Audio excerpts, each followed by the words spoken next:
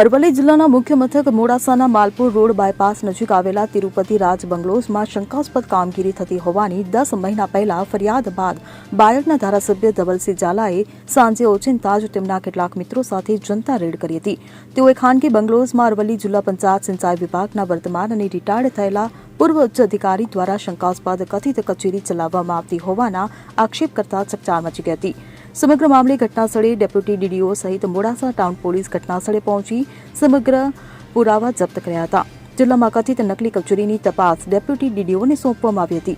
ત્યારે આખરે 10 મહિના બાદ નાની સિંચાઈ વિભાગના ઇન્ચાર્જ કાર્યપાલક ઇજનેર સાબલિયા દ્વારા મોડાસા પોલીસ સ્ટેશનમાં નિવૃત્ત કાર્યપાલક ઇજનેર જેઓ કરાર આધારિત કાર્યપાલક ઇજનેરની ફરજ દરમિયાન જે કામો કરેલા તેમાં સરકારના નાણાકીય નુકસાન થતા આખરે નિવૃત્ત ઇજનેર પીએમ ડામોર વિરુદ્ધ ફરિયાદ નોંધવામાં આવી છે અને જે સરકારના 11 જેટલા કામો થતા તેમાંથી 6 કામમાં ગેરરીતિ તપાસ કમિટીમાં જણાતા આ રિપોર્ટ સરકારમાં સોંપવામાં આવ્યો હતો।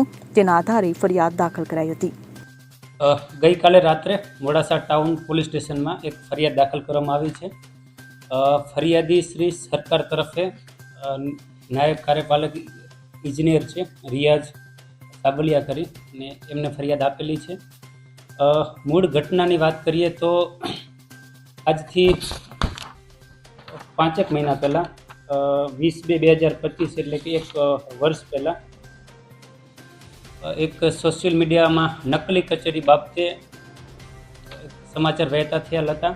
તે બાબતે વહીવટીતંત્ર દ્વારા ઉચ્ચ સ્તરીય કમિટી બેસાડેલ હતી અને ઉચ્ચ સ્તરીય કમિટી દ્વારા આ મુદ્દાની ગંભીરતાથી તપાસ કરેલ હતી, જેમાં છેલ્લે એ સાબિત થયું હતું કે કોઈ નકલી કચેરી ન હતી, પરંતુ 2019 સુધી તે કચેરીમાં ફરજ બજાવતા એક કર્મચારી છે પીએમ ડામોર, એમના દ્વારા 19 પછી પોતે કોન્ટ્રાક્ટ બેઝમાં જ્યારે જોબ કરતા હતા ત્યારે તેઓ દ્વારા પોતે સરકારી કામોમાં જે એમબી બુક લખવાની હોય છે તેમાં ખોટું મેજરમેન્ટ દર્શાવેલ હતું અને તેઓ દ્વારા કુલ 11 કામોમાંથી 6 કામોમાં ગેરરીતિ આચરેલ હતી।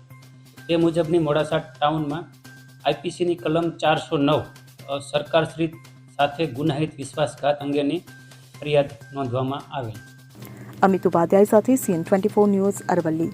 હવે જુઓ દેશ દુનિયાની તમામ ખબરો તમારી આંગળીના ટેરવે। ઉઠાવો મોબાઈલ અને ગૂગલ પ્લે સ્ટોર પરથી ડાઉનલોડ કરો અમારી CN24 ન્યૂઝ મોબાઈલ એપ।